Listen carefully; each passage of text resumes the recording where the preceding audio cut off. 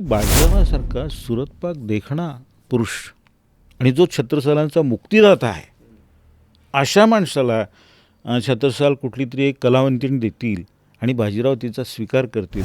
आज भी धुबेला में मस्तानी साहिबा का महल मौजूद है, जो उन्हें छत्रसाल की पुत्री सिद्ध करने के लिए पर्याप्त है. आणि ते पुढे म्हणतात, मस्तानी साहिबा बुंदेला युवती थी, छत्रसाल की पुत्री थी, तथा प्रणामी पंथ की कट्टर मानने वाली थी. मस्तानी कुंवरना कलावंतीण ठरवणारी सगळी साधनं ही मराठी आहेत आणि त्यातल्या त्यात बखरी सगळ्यात पुढं आहेत.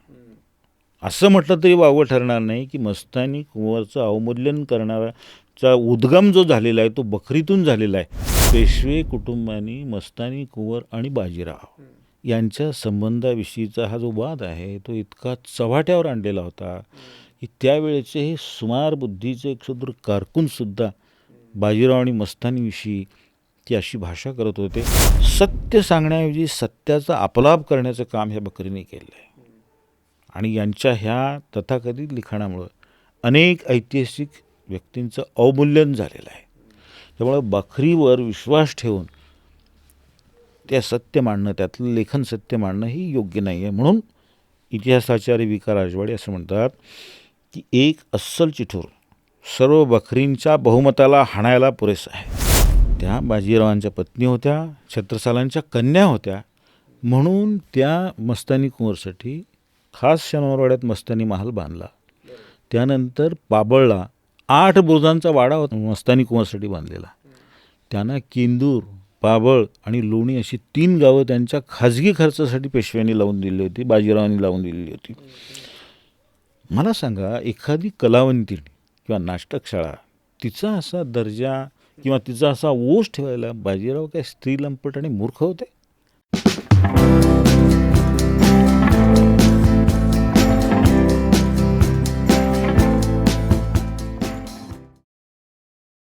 दिव्यत्वाची जेथ प्रचिती तेथे माझे कर जुळती. ज्यांच्या कार्यासमोर कर जोडावे लागतील असे अनेक महान स्त्री पुरुष या महाराष्ट्राच्या भूमीने दिलेले आहेत. पण त्याच्यातले काही असे आहेत की ज्यांचं कार्य हे आकाशापेक्षाही मोठं होतं, पण तरीही ते जिवंत असतानाही आणि त्यांच्या मृत्यूनंतरही त्यांच्या नशिबी आली ती फक्त उपेक्षा. अशाच एका महान महापुरुषाबद्दल आपण गेल्या 6 भागांपासून बोलतो आहे. ते म्हणजे बाजीराव पेशवे, थोरले बाजीराव पेशवे. विधाते सर आपल्याबरोबर आहेतच. सर नमस्कार, स्वागत आहे तुमचं ग्रंथप्रेमी पॉडकास्टवर. या आजच्या एपिसोडमध्ये मस्तानी या एका खूप म्हणजे ज्याच्याबद्दल खूप उत्सुकता लोकांच्या मनात असते त्या विषयावरती आपण बोलणार आहोतच. पण अगेन मी मगाशी जसं म्हटलं की असे व्यक्ती की जे जिवंत असताना आणि त्यांच्या मृत्यूनंतर पण ज्यांच्या नशिबात फक्त उपेक्षा आली, असे दुसरे कोण आहेत, असे दुसरे तुम्हाला काय वाटतात त्यांच्याबद्दल पण कमेंटमध्ये कळवा. म्हणजे त्यांच्याबद्दल पण आपल्याला एपिसोड्स करता येऊ शकतात. सर 6 एपिसोड आपण बोलतो आहे बाजीरावांच्या आयुष्याबद्दल आणि आता शेवटच्या टप्प्यावर येऊन पोचलेलो आहे. पण म्हणजे तसं बघितलं गेलं तर त्यांच्या आयुष्यात कमी वेळ असलेली पण बाकीच्या जगात ज्यांच्याबद्दल खूप जास्त बोललं जातं असं एक पात्र म्हणजे मस्तानीबाईंचं. ह्या मस्तानीबाईंच्याबद्दल तुम्ही एक ही पुस्तिका पण वेगळी लिहिलेली आहे. होय. तुमचं मत याच्याबद्दल मस्तानीबाईंबद्दल काय आहेत? आणि सगळ्यात पहिले सर, पण त्याच्यावरती येण्याच्या आधी मला तुमच्याकडनं एक दुसरा प्रश्न असा विचारायचा आहे की ह्या पुस्तिकेत तुम्ही दिलं आहे की मस्तानीबाईंचा जो उल्लेख आहे अस्सल कागदपत्रांमध्ये तो फक्त 20 वेळा आलेला आहे, 20 ठिकाणीच आलेला आहे. तर हे अस्सल कागदपत्र म्हणजे काय? अस्सल कागदपत्र म्हणजे तत्कालीन व्यक्तिरेखांविषयी, तत्कालीन प्रसंगांविषयी, घटनांविषयी ज्या नोंदी झालेल्या आहेत, म्हणजे त्या पत्राच्या माध्यमातून असतील, रोजनिशीच्या माध्यमातून असतील किंवा आणखी कशाच्या माध्यमातून असतील, तर त्या तत्कालीन कालातल्या नोंदी ह्या अस्सल नोंदी मानल्या पाहिजेत.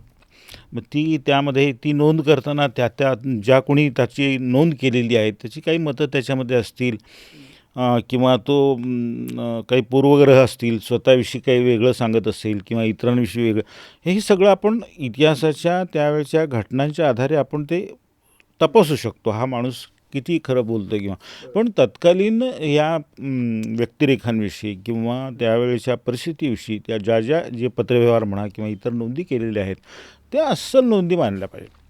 हं, हं.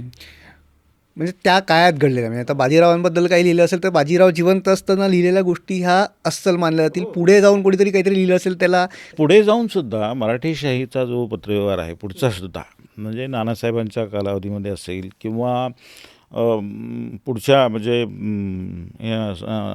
थोरले माधवराव पेशवे यांच्या, कारण पुढे जरी त्या मागच्या व्यक्तिरेखांविषयी जरी नोंदी येत असल्या तरी ती म्हणजे त्या कालावधीतली माणसं असतात ती, आणि त्यांचा काल जरी पुढचा असला तरी त्यांना इतिहास सगळा मागचा माहीत असतो. त्यामुळे त्यांनी केलेल्या नोंदीसुद्धा विश्वासार्ह मानल्या पाहिजेत. पुढच्या भविष्यातल्या माणसांनी जरी केलेल्या असल्या नोंदी, मागच्या नोंदी, तरी त्या विश्वासार्ह मानल्या पाहिजेत, कारण ती त्या कारभारात रुळलेली माणसं असतात, त्यांना ते माहिती असतं. बरं. तर अशा सगळ्या कागदपत्रांमध्ये तुम्ही अभ्यास करून जेव्हा म्हणताय की फक्त 20 ठिकाणी मस्तानीबाईंचा उल्लेख आहे आणि त्याच्यावरती सिनेमे येतात, कादंबऱ्या निघतात. हे खरं आहे की मस्तानी कुंवरविषयी त्यांचा उल्लेख असलेली फक्त 20 पत्रं आहेत, हं, पण ती ठोस पत्रं आहेत. त्याच्यामध्ये मस्तानी कुंवरचा उल्लेख आहे. मस्तानी कुंवर ही काल्पनिक व्यक्तिरेखा नाही आहे. त्या होत्या, बाजीरावांशी त्यांचा घनिष्ठ संबंध होता. हं, एका पराक्रमी आणि अतिशय काय म्हणतात त्याला थोर अशा पुरुषाशी संबंध त्यांचा असल्यामुळं मस्तानी कुंवरचा, त्यामुळं लोकांमध्ये कुतूहल आहे. म्हणून अनेक लेखक त्या व्यक्तिरेखेचा शोध घेण्याचा प्रयत्न करतात, त्यामुळे पुस्तकं लिहिली जातात. कधी कधी आता तुम्ही बघितलं हे डायरेक्टर्स वगैरे असतात, त्यांनाही ते मोह पडतो की, कारण ती एक अशी गाथा आहे की ज्याच्याबद्दल लोकांना कुतूहल आहे, लोकांना आस्था आहे. तुम्ही बघा इतक्या व्यक्तिरेखा झालेल्या आहेत, म्हणजे त्या उपपत्न्या असतील किंवा आणखी काय असेल त्यांच्याविषयी तुम्हाला इतकं हे आढळणार नाही, पण मस्तानी कुंवरविषयी ते आढळतं. त्याचं कारण काय माहिती आहे का, ती एक विवाद्य व्यक्तिरेखा ठरलेली आहे. कशामुळे विवाद्य व्यक्तिरेखा ठरलेली आहे, काही एक अभ्यासकांचा असा गट आहे, वर्ग आहे, तो असं मानतो की मस्तानी कुंवर यांची उत्पत्ती महाराज छत्रसालांपासून झाली आणि त्या बुंदेलखंडातल्या होत्या. त्यासाठी तो विविध दाखले पुढे करत असतो. दुसरा एक अभ्यासकांचा गट असा आहे की त्या कंचनी होत्या, कलावंतीण होत्या, छत्रसालांशी वगैरे त्यांचा काही संबंध नाही, अशा पद्धतीचं ते मत. असे दोन गट आहेत. आता तुम्ही मस्तानीचा विषय काढला आहे म्हणून थोडंसं आपण त्याच्यावर सविस्तर चर्चा करू की हे हे म्हणजे त्याच्यामध्ये मस्तानी कुंवर ह्या छत्रसालांच्या कन्या होत्या हे सांगणारे अभ्यासक कोण कोण आहेत किंवा त्यांची मतं काय आहेत, हं, आणि मस्तानी कुंवर ह्या कंचनी होत्या, नाटकशाळा होत्या, ही सांगणारी साधनं कोणती आहेत आणि त्याचा मूळ उद्गम कशामध्ये आहे हे थोडंसं आपण बघू. आता एक भारतवर्ष पुस्तक दुसरं, त्याच्यामध्ये द ब पारसनीस या इतिहास संशोधकांनी एक नोंद केलेली आहे, आणि ही नोंद सागरचे जे सुभेदार आहेत हो, त्या सुभेदाराकडील बांद्याचे जे नवाब होते म्हणजे मस्तानी कुंवरचे वंशज, त्यांच्या वंशावळीतील हे नोंद आहे, त्यामुळे ती विश्वासार्ह मानली पाहिजे. ही नोंद काय म्हणते बघा, हिंदीमध्ये आहे ती. बाजीराव बल्लाळ पेशवा साहब दखन से हिंदुस्तान में परना वाले राजा छत्रसाल ने बुलाए, म्हणजे छत्रसालांनी बाजीरावांना बोलावलं. परना वाले म्हणजे पन्नाचे. राजा के ऊपर रोहेलखंड से बंगश की फौज चढ़कर परना का राज खाली किया और राजा को जेर बार बहद किया, म्हणजे कैद केलं, आणि कैदेतच होते छत्रसाल. उस वक्त राजा ने पूना को खत भेजकर बुलाए, सो पेशवा साहब की सवारी आयकर परना के ऊपर लड़ाई कर बंगस को भगा दिया और राजा छत्रसाल को गादी पर कायम किया, म्हणजे त्यांचं राज्य त्यांना परत मिळवून दिलं. उस वक्त 3 हिस्से राज के करके एक हिस्सा पेशवा साहब को दिया और महाल से मस्तानी औरत कबूल सूरत थी, म्हणजे सुंदर देखणी होती ती, कबूल सूरत थी सो राजा ने पेशवा साहब को दिया. उस औरत से ये औलाद, म्हणजे हे शमशेर बहादूर वगैरे अशी ती नोंद आहे.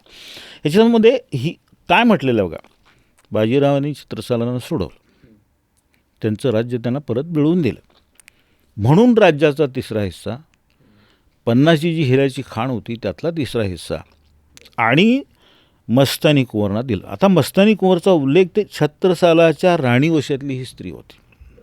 ते काय म्हटलं त्यांनी की अपने महाल से, म्हणजे ती राणी वशातली स्त्री होती, ती नर्तकी होती, कंचनी होती, कलावंतीण होती असंही ही नोंद सांगत नाही. आणि ही बांध्याच्या नवाबाच्या वंशावळीतली नोंद असल्यामुळे ती विश्वासार्ह मानायला हरकत नाही असं माझं मत आहे.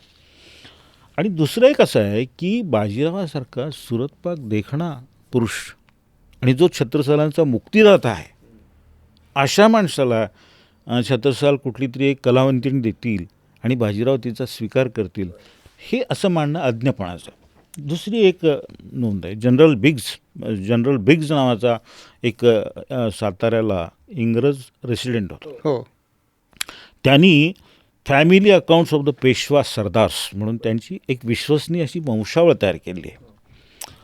तो नोंदवतो, छत्रसालने बाजीरावास आपल्या राज्यातील 33.5 लाख रुपये वार्षिक उत्पन्नाचा भाग आणि बुंदेलखंडातील हिऱ्यांच्या खाणीचा तिसरा भाग इत्यादी बक्षीस दिले.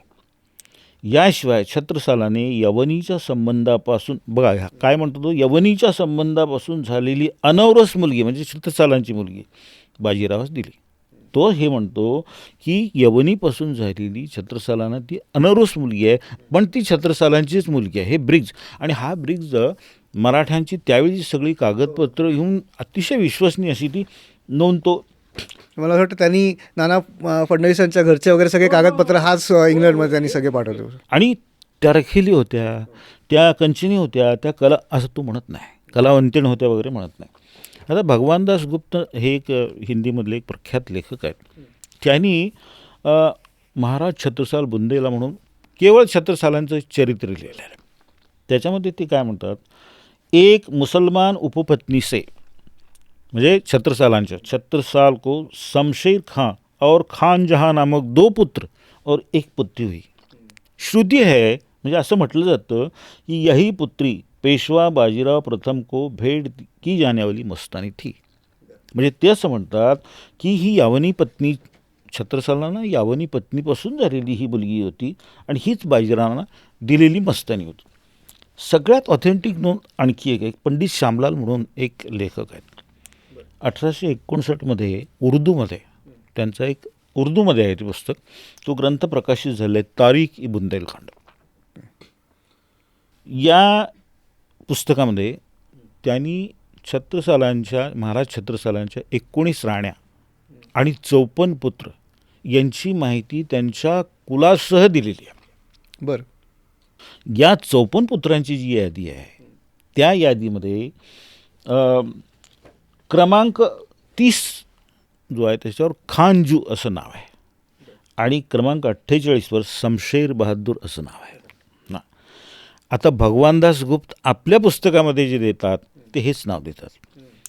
म्हणजे ह्याच्यावरून असं वाटतं की मस्तानी कुंवरला 2 भाऊ होते, त्यातला एक भाऊ शमशेर बहादूर होता आणि मस्तानी कुंवरनी आपल्या मुलाचं नाव कृष्णसिंग ठेवलेलं असताना बाजीरावांनी म्हणजे त्या मस्तानी कुंवरच्या भावाच्या नावावरून शमशेर बहादूर हे नाव ठेवलं त्या मुलाचं, असं मानायला जागा आहे.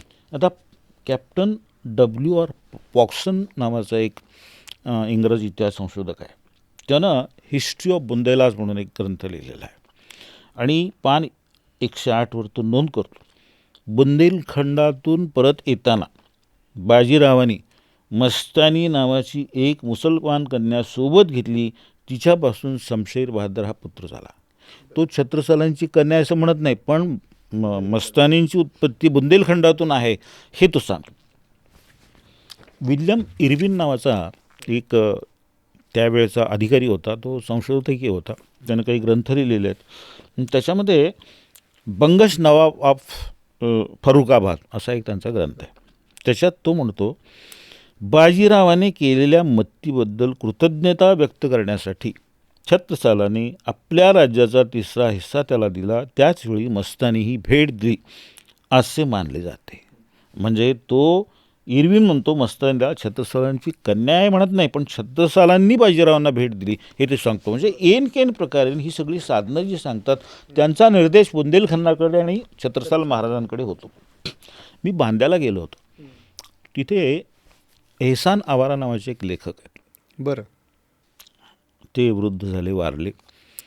त्यांनी मस्तानी कुंवर ह्या विषयावर संशोधन करून मस्तानी कुंवर हा ग्रंथच लिहिलेला आहे. बरं. त्यांनी जी नोंद केलेली आहे ती मी सगळी देत नाही, पण ते असं म्हणतात, आज भी धुबेला में मस्तानी साहिबा का महल मौजूद है जो उन्हें छत्रसाल की पुत्री सिद्ध करने के लिए पर्याप्त है. आणि ते पुढे म्हणतात, मस्तानी साहिबा बुंदेला युवती थी, छत्रसाल की पुत्री थी तथा प्रणामी पंथ की कट्टर मानने वाली थी. हे सगळं संशोधनांती त्यांनी दिलेलं आहे. आणि आपण आजही जर छत्तरपूर नावाचा एक जिल्हा आहे बुंदेलखंडात, तिथे धुबेला नावाचं एक स्थान आहे जे राजसंकुल आहे छत्रसालांचं. आणि तिथे तुम्हाला दिसेल की त्यांच्या राजमहालाच्या शेजारीच मस्तानी महाल आहे आणि तिथं स्वच्छ बोर्ड लावलेलं आहे, ह्या मस्तानी महल मस्तानी कुंवर का निवासस्थान म्हणून असं बोर्ड लावलेलं आहे. आणि आणखी एक हे पंढरीनाथ रानडे यांनी 24 जुलै 1995 रोजी महाराष्ट्र टाइम्समध्ये एक बातमी प्रसिद्ध केली आहे. ही विश्वसनीय नोंद आहे. ती काय म्हणतात, मस्तानी कुंवरच्या आदेशानुसार चैत्र पौर्णिमा उत्सवासाठी गीत गोविंदाची प्राकृत छायाप्रत तयार केल्याची नोंद असल्याचा व पाबळजवळील बारादरी परिसर विकासाची माहिती देणारा दस्तऐवज प्राप्त झाला आहे. मस्तानी कुंवर ह्या कृष्ण भक्त होत्या. गीत गोविंद हे संस्कृतमध्ये काव्य आहे, ते जयदेवाने लिहिलेलं आहे. अच्छा. त्यावेळेच्या त्या प्राकृत प्रती ज्या आहेत हिंदी वगैरे त्या सगळ्या त्यांच्या पाहण्यामध्ये आल्यामुळं त्यांनी ती प्रत तयार करायला सांगितली. आणि ह्याच्यामध्ये तुम्हाला दिसेल की तिथे ती जी जो रंगमहाल आहे त्यांचा रंगमंडप आहे त्याचं वर्णन व्यवस्थित त्यांनी केलं आहे. पत्र 18व्या शतकातील आणि मोडी लिपीतील असून त्यात मेहरुन्निसा बेगम असे नाव नमूद केले आहे. बरं. ही छायांकित प्रत रानडे यांना इंदूर येथे राहणारे बांध्याचे नवाब हाजी अक्सर अली बहादूर यांनी सुपूर्द केली. म्हणजे मस्तानीच्या वंशातल्याच माणसांनी ती सुपूर्द केली. पाबळला असलेल्या बारादरी, ती बारादरी आहे बरं का, सन 1730च्या दरम्यान बाजीराव मस्तानी यांचा विवाह झाला. सन 1731च्या वसंत ऋतूत या विवाहाची स्मृती कायम राहावी म्हणून या बारादरीचं काम झालेलं आहे. त्यावेळेचे पाबळचे जे ग्रामोपाध्याय होते देवकीनंदन राजपाठक यांचं एक पत्र उद्धृत केलं जातं 2 एप्रिल 1731 रोजी बाजीरावांना लिहिलेलं. त्यात ते म्हणतात, मेहरुनिसा बेगम मस्तानी साहेबीच्या सांगण्यावरून पाबळगावच्या वेशीजवळ लंब चौखुरा बारादरी तयार करून घेतली असे. 5 मेहरपदरी, अगदी ह्यात जे वर्णन आहे तेच तशीच इमारत तुम्हाला दिसेल. 5 मेहरपदरी नक्षीच्या कमानी असलेला रंगमंगल मंडप सपाट घातला असून खुल्या अंगणाभोवती 7 दरवाजांची तटभिंत, तसेच अंगणात घुसूडदार दीपांबरी, अजूनही दीपांबरी आहेत. रंगमंडपावर 2 मिनारी, त्यात मधोमध गवाक्षांबरी अशी ही वास्तू आहे. आणि ह्या पत्रात असंही नमूद केलं आहे की या बारादरीच्या देखभालीसाठी पाबळगावची 100 गुंठे जमीन खातेवहीत नोंदवलेली आहे. ह्यावरून एक गोष्ट तुम्ही लक्षात घ्या, मस्तानी कुंवरचं नाव मस्तानी नाही, मूळ नाव मेहरुन्निसा बेगम. आता ह्या नावाची उत्पत्ती कशी आहे, प्रभू प्राणनाथ छत्रसालांचे जे गुरु आहेत त्यांचं मूळ नाव आहे मेहराज. मेहराज, मेहर याचा अर्थ काय, मेहर हा फारसी शब्द आहे, दया, करुणा, प्रेम असा त्याचा अर्थ आहे. छत्रसालांनी आपल्या गुरूंच्या नावावरून मेहर हा शब्दावरून मेहरुन्निसा हे नाव ठेवलं असावं, तिच्या आईने वगैरे. बरं.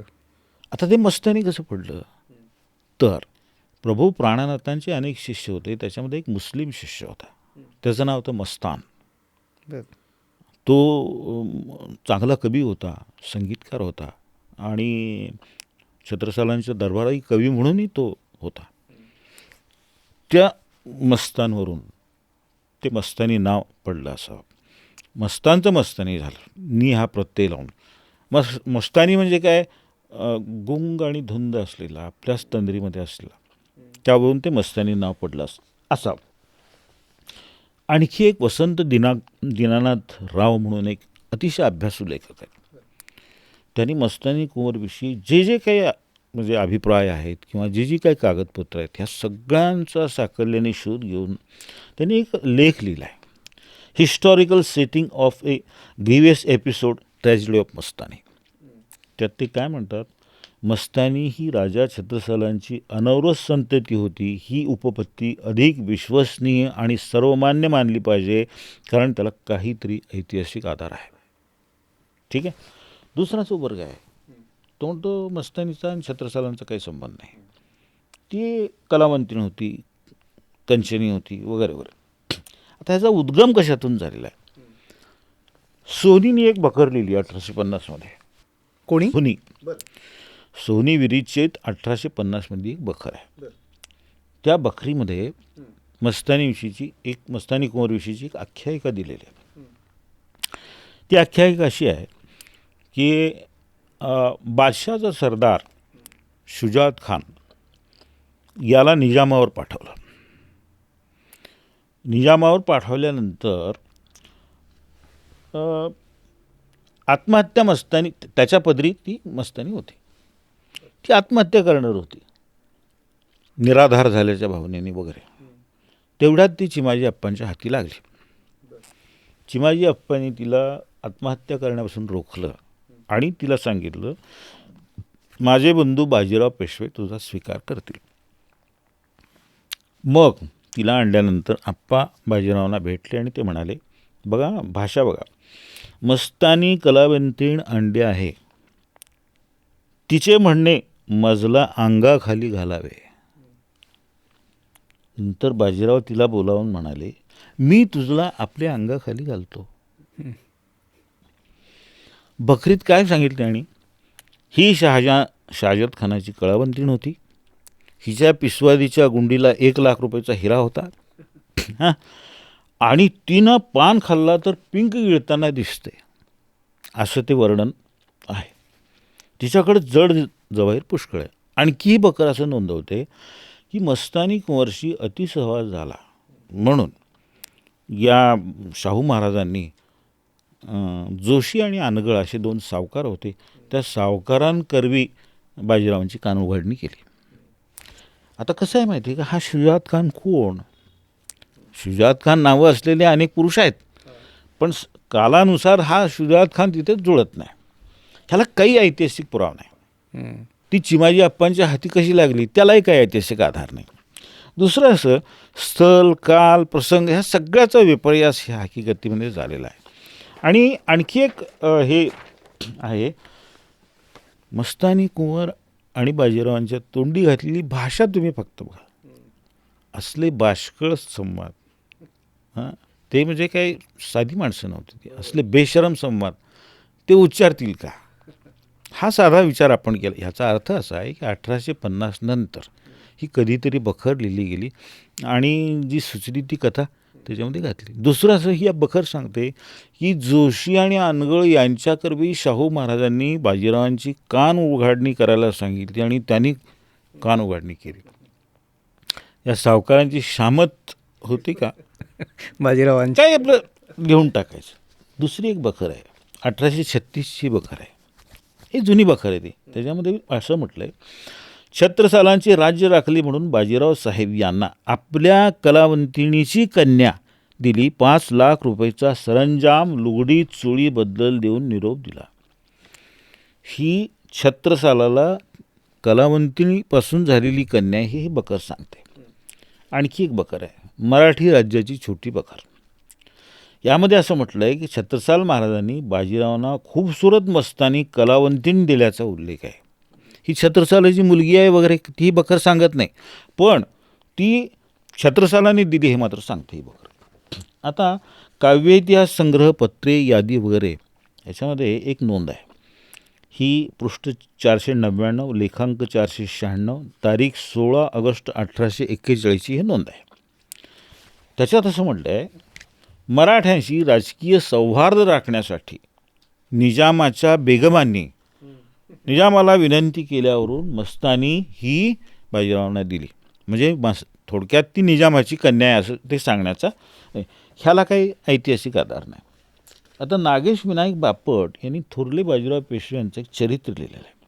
त्यात ते काय म्हणतात, 1728 गोदावरीच्या काठी निजाम आणि बाजीरावांचं युद्ध झालं आणि हे युद्ध सुरू असताना अचानक एक 16 वर्षाचा अतिशय सुंदर तरुण घोड्यावरून दौडत आला आणि तो बाजीरावांच्या बिचोव्यात गेला, बाजीरावांच्या त्या तंबूत गेला आणि त्यांना म्हणाला की मी मस्तानी कुंवर, मी मस्तानी कुंवर आहे, मी स्त्री आहे, मी पठाण तरुणी आहे, निजामानं माझ्या आईला कैद केलेलं आहे, वडिलांना मारलेलं आहे आणि मला हरममध्ये तो घालणार आहे.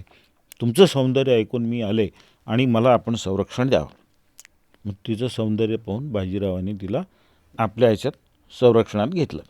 ही अत्यंत निराधार ऐतिहासिकदृष्ट्या असत्य अशी हकीकत आहे. आता लॅटर मुघल्स भाग 1 हे तारीख ए मोहम्मद शाह हा फारसी ग्रंथ जो आहे ना त्याचं भाषांतर आहे.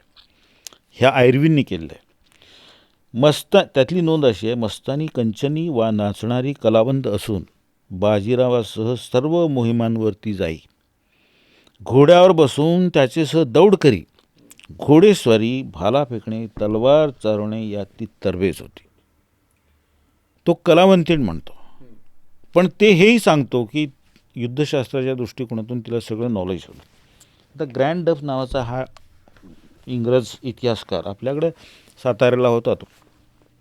तो म्हणतो, ही म्हणजे Bajirao also left one illegitimate son by a Mohammedan mother whom he bred Musalman and named शमशेर बहादर. म्हणजे थोडक्यात हा सांगतो, शमशेर बहादर हा अनावृत होता आणि त्याची आई मुसलमान होती. आता हे सगळे जर तुम्ही बघितले, म्हणजे दोन्ही बाजू आपण समोर ठेवल्या, हे सगळे जर बघितलं तर मस्तानी कुंवर ह्या छत्रसालांना त्यांच्या औरस किंवा अनौरस अशा त्यांच्या यावनी पत्नीपासून, पत्नी किंवा उपपत्नी, मोस्टली उपपत्नी, यावनी उपपत्नीपासून झालेली, छत्रसालांना झालेली ही मस्तानी कुंवर ही कन्या होती. ही उपपत्नी जास्त विश्वसनीय असल्यामुळं आणि तिला काहीतरी ऐतिहासिक आधार असल्यामुळं ती स्वीकारली पाहिजे असं माझं मत आहे. आणि ती जी 150 पानाची पुस्तिका मी लिहिलेली आहे त्याच्यामध्ये हे सगळे पुरावे, मला हे सगळं इथं सांगता येणार नाही, पण त्यावेळेची ती पत्र, त्यावेळीची परिस्थिती, मस्तानींची जी उत्पत्ती, बुंदेलखंडाची पार्श्वभूमी, हे सगळं मी तपशीलवार त्याच्यामध्ये मांडलेलं आहे आणि ज्या अभ्यासू वाचकांनी ते वाचावं. त्याच्यात तुम्ही लिहिलंच आहे मस्तानी कुलवती की कलावंती आणि पुढे क्वेश्चन मार्क आहे. क्वेश्चन मार्क का केला मी? नाही, मी ह्याच्यासाठी सांगतोय की वाचकांनी ते वाचून मग त्याच्यानंतर तो बरोबर आहे. ते का मी तसं लिहिलं, मी असंच म्हणणार होतो, मस्तानी कलावंती नव्हे कुलवती, पण ते वाचकांवर मला सोपवायचं आहे, हे तुम्ही ठरवा, म्हणून मी तसं ते तुम्ही दोन्ही बाजू मांडल्या आहेत, तुम्ही दोन्ही हे सांगितले. फक्त आता क्रिएटिव्ह लिबर्टी ही काय फक्त संजय लीला भन्सलीच घेतात असं नाही, त्या काळच्या लेखकांनी, बखरकारांनी पण घेत नाही. हे बघा, मस्तानी कुंवरना कलावंतीण ठरवणारी सगळी साधनं ही मराठी आहेत आणि त्यातल्या त्यात बखरी सगळ्यात पुढं आहेत. असं म्हटलं तरी वावगं ठरणार नाही की मस्तानी कुंवरचं अवमूल्यन करणाराचा उद्गम जो झालेला आहे तो बखरीतून झालेला आहे असं म्हणणं ते वावगं ठरणार नाही. आपण त्याचबरोबर काही पत्र आहेत की ज्याच्यामुळं त्या कलावंतीण आहेत असं सांगण्याचा प्रयत्न ह्या पत्रांचा आहे. आता एक बिनतारखेचं पत्र आहे आणि हे बाजीरावांना लिहिलेलं आहे. हे पत्र बघितलं, वाचलं, पण बिनतारखेचं पत्र आहे, उल्लेख नाही कोणाला लिहिलं आहे, कोणी लिहिलं याचा काही उल्लेख नाही. हे जर पत्र बघितलं तर एक नटव्याचा धंदा करणारा, नृत्य गायन करणाऱ्या स्त्री पुरुषाच्या कलावंतांच्या ताफ्याचा प्रमुख यानं कोणीतरी हे पत्र लिहिलं असावं असं त्या पत्रावरून वाटतं. त्याच्यामध्ये तो काय म्हणतो, साहेब दिग्विजय करून स्वस्थलास आले त्यावरून परम समाधान झाले. साहेबापाशी मस्तान आहे त्यावरून आम्हाशी समाधान आहे. मस्तान आहे म्हणजे मस्तानी कोण आहे, तो पुरुष संबोधतो त्याला.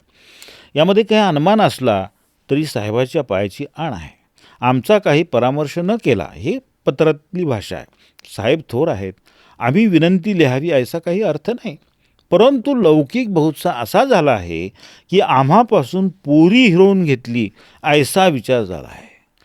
पोरी हिरवून घेतली या वाक्यावरून, सुतावरून स्वर्ग गाठून आपण ते मस्तान त्याचा संदर्भ जोडून आपण असं म्हणतो की ही कलावंतीण आहे. हा नटवा आहे आणि ती मस्तान म्हणतो, तो मस्तानी म्हणत नाही. म्हणजे थोडक्यात त्याचा अर्थ असा आहे की एखादी त्याच्या ताफ्यातली एखादी कलावंतीण बाजीरावांनी स्वतःच्या सेवेमध्ये वगैरे घेतली असेल. आणखी एक नोंद आहे. 1 जानेवारी 1730 रोजी नानासाहेबांचं लग्न झालं. मस्तानी कुंवर 1729 इकडे आला. पेशवे दप्तर खंड 30 पृष्ठ 363 वर एक नोंद आहे. त्याच्यामध्ये मस्तान कलावंत आणि त्याचे जे साजिंदे आहेत यांना 403 रुपयाची वस्त्र, पागोटी, तिवटं वगैरे दिल्याची ती नोंद आहे. ह्याच्यामध्ये मिस्किन मस्तान कलावंत, मिस्किन मस्तान, मिस्की मस्तान अशी नावं दिली, तो एकच आहे. अच्छा. याच्यावरून आपल्या संशोधकांनी असा निष्कर्ष काढला की मस्तानीचा हा होणारा पहिला उल्लेख आहे. मस्तानी नानासाहेबच्या लग्नामध्ये नाचली असा हा. पण आपण हे लक्षात घेतलं पाहिजे की मस्तान कलावंत म्हणले, कलावंतीन म्हणलेलं नाही, तो पुरुष आहे. त्यामुळं हा निराधार, तर्कदुष्ट आणि चुकीचा असा म्हणजे. आता एक पुरंदऱ्यांच्या कारकुनांनी लिहिलेलं पत्र आहे. पुरंदऱ्यांचं सगळं दप्तर जर बघितलं तर त्याच्यामध्ये तबलक म्हणून एक प्रकार आहे. हे तबलक काय होते, दिवसभरामध्ये घडलेल्या महत्त्वाच्या नोंदी करण्यासाठी पुरंदऱ्यांनी काही कारकून नेमलेले होते आणि त्या दिवसाची महत्त्वाची नोंद ते त्याच्यामध्ये करायचो. ह्या पुरंदऱ्याच्या कारकुनांनी केलेली नोंद आहे ती. काय झालं की नाशिर जंगावर स्वारी करण्यासाठी बाजीराव नोव्हेंबर 1739 निघाले. ते निघाल्याचा फायदा घेऊन राधाबाई आणि चिमाजी अप्पा यांच्या आज्ञेनुसार म्हणा किंवा सांगण्यानुसार म्हणा, नानासाहेबांनी मस्तानी कुंवर ज्या त्यांच्या त्या महालात राहत होत्या त्याच्यावर पहारे बसवले, म्हणजे नजरकैद केलं. बाजीराव पाटसला आल्यानंतर त्यांना जेव्हा हे कळलं की ते काही, कारण जाताना ते मस्तानीला सोबत नेणार होते, परंतु राधाबाईंनी सांगितलं असं काही करू नका म्हटल्यानंतर त्यांनी ठेवलं. जाताना त्यांनी वचन घेतलं की तुम्ही त्रास देणार नाही ना, आणि बरोबर ते गेल्यानंतर हे चौक्या बसवल्या. त्यामुळं बाजीरावांना भ्रमाची बाधा झाली, त्यांची बळकट प्रकृती ढासळायला लागली. इकडे कुंवरी अस्वस्थ झाल्या. म्हणून मस्तानी कुंवरनी 24 नोव्हेंबर 1739 रोजी बुधवारी, हा जो शनिवारवाडा आहे, या शनिवारवाड्यातून त्या कशा तरी तिथून निसटल्या आणि पाटसला निघून गेल्या. बरं. ह्याची नोंद करताना हा कारकून कसा म्हणतो बघा. रात्री मस्तानी राजश्री रायाची कलावंतीण आपल्या हवेलीतून निघून पाटसास रायाकडे गेली. मी इतिहासाच्या ह्या पुराव्याच्या आधारे तुम्हाला सांगतो. तिच्यावर रायाचा अतिसहवास झाला. याचमुळे राऊ विलासी फार झाले. याचकरता मातोश्री व आप्पांनी रायास सांगितले की हिचा वियोग 4 दिवस करावा, म्हणजे हिला इथं सोडून जावं. ऐसे म्हणून तिला हवेलीत ठेवले. बाहेर जाईल रायाकडे म्हणून चौक्या ठेवल्या. राऊ रागेच कुरकुंबास श्रीच्या दर्शनास गेले. तिथं देवी आहे कुरकुंब. पाटसी येऊन राहिले. आता बघा हा कारकून काय नोंद करतो बघा. आणि दौलतीच्या पेशव्याविषयी हा लिहितोय. इजला त्याखेरीज खमेना आणि त्याजलाही तिच्याखेरीज खमेना, म्हणजे एकमेकाशिवाय करमत क्या, म्हणजे थोर अशा पेशव्याविषयी हा लिहितोय. याचकरता युक्तीने हवेलीतून ती निघून गेली असे. म्हणजे याच्यात तो काय म्हणतो, मस्तानी कुंवरना तो कलावंतीण म्हणतो आणि हा असा शब्द तो वापरतो. याचा अर्थ असा होतो की पेशवे कुटुंबानी मस्तानी कुंवर आणि बाजीराव यांच्या संबंधाविषयीचा हा जो वाद आहे तो इतका चव्हाट्यावर आणलेला होता की त्यावेळेचे हे सुमार बुद्धीचे एक सुदृढ कारकूनसुद्धा बाजीराव आणि मस्तानीविषयी ती अशी भाषा करत होते आणि त्यांचं अवमूल्यन ती करत होते. आता बखरीवर मी बोललो. बखरींचं काय आहे, बखरींचं बरं का, की ही साधनं बखरीमुळंच मस्तानी कुंवरची आणि बाजीरावांची सुद्धा बदनामी झाली. ह्यांना काही ऐतिहासिक लेखनाची शिस्त नाही, तारखा नाहीत, प्रसंग नाहीत, संदर्भ नाहीत, त्यानंतर ऐकीव गप्पा आख्यायिका ह्या म्हणजे पौराणिक थाटात एखादा पौराणिक सांगतो तशा पद्धतीनं ते लिहिणं, कपोलकल्पित कथा वगैरे लिहिणं हे बखरींचं वैशिष्ट्य आहे. आणि दुसरं म्हणजे ह्या बखरींनी काय केलं माहिती आहे का, ह्या बखरींनी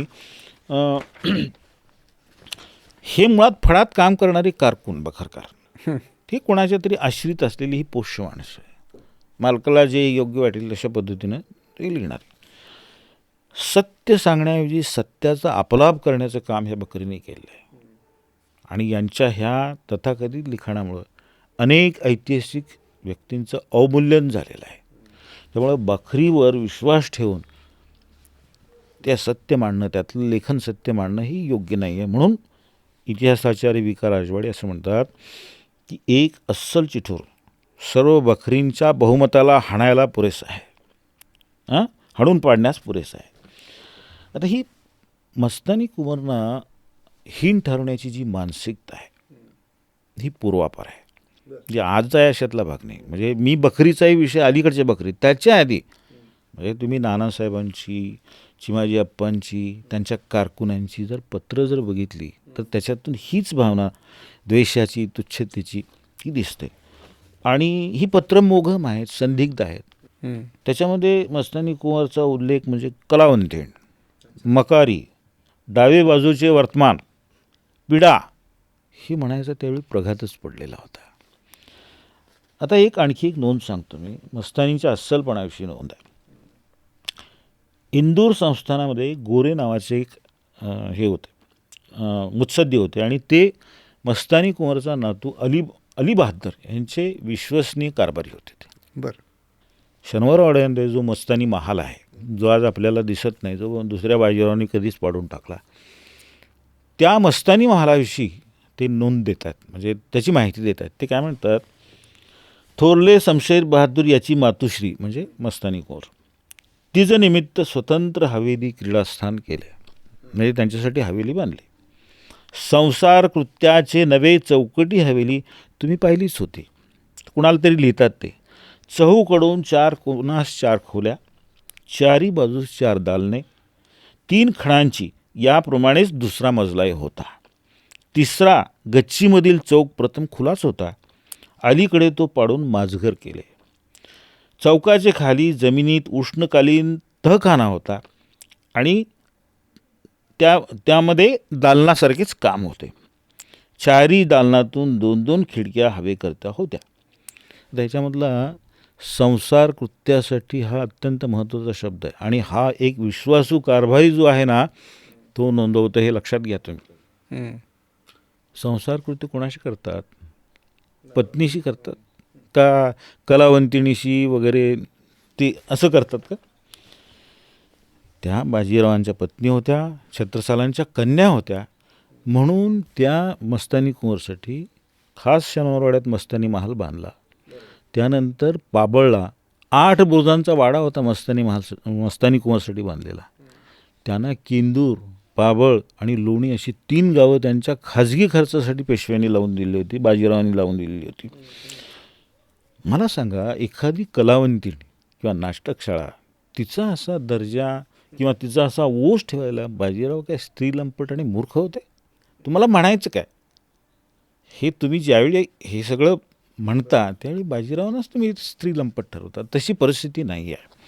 आता ही अजूनही ती मनोवृत्ती आहे काय, की त्या कलावंतीण होत्या, बाजीराव तिच्या खूपच नादी लागले, तिच्या आहारी गेले, ही मानसिकता आहे. ह्या मानसिकतेविषयी आपण काय म्हणू शकतो की जुगनों ने शराब पी ली है, अब ये सूरज को गाली देंगे.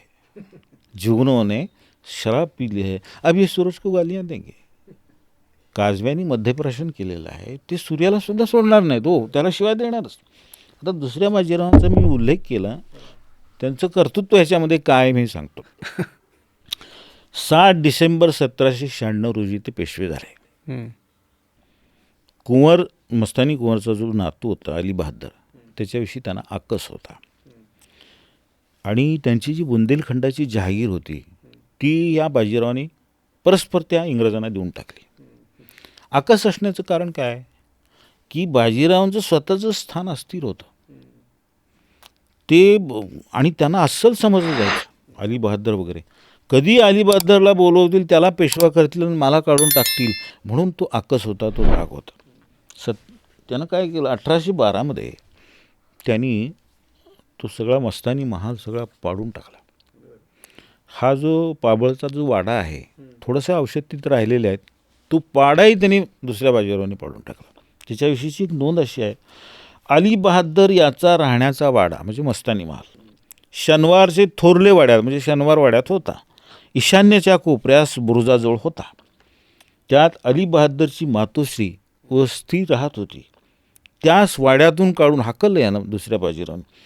दुसऱ्या जागी ठेवून वाडा दरोबस्त खणून माती माल वगैरे झाडून टाकला आणि जागेवर झाडे लावली. ह्या नासधुशीमध्ये मस्तानी कुंवरविषयी ते म्हणतात तर तुम्ही म्हणालात ना 20च पत्र आहेत. या नासधुशीमध्ये मस्तानी कुंवरविषयीची अस्सल कागदपत्र सगळी नष्ट झाली किंवा त्यांच्या अस्सलपणाची खूण मिटवण्यासाठी कदाचित दुसऱ्या बाजीरावांनी ती नष्ट केली असावीत असं म्हणायला जागा आहे.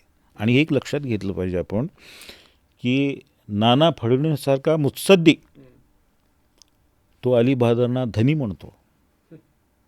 म्हणजे तुम्ही कल्पना करा आता कितीतरी असे तुम्ही म्हणता ना ती कलावंतीने आहे ते काय असं आहे तसे मग तो धनी का म्हणतो. तो नाना फडणवीस साधा माणूस आहे. नाही ऐतिहासिक कागदपत्रामध्ये जर तुम्ही सगळं बघितलं तर मस्तानी कुंवरच्या ज्या शमशेर बहादराच्या स्त्रिया आहेत त्याच्यानंतर त्यांच्या सुना आहेत यांचा उल्लेख श्रीमंत महाराज साहेब असा केलेला आहे. मग तुम्ही हे तरीच बघा ना तुम्ही म्हणजे हे काहीच बघायचं नाही आणि तुम्ही म्हणणार नाही नाही ते आम्ही म्हणतो तेच खरं आहे. तुमच्या म्हणण्याला काहीच आधार नाही ना. तुमचं ते मत आहे.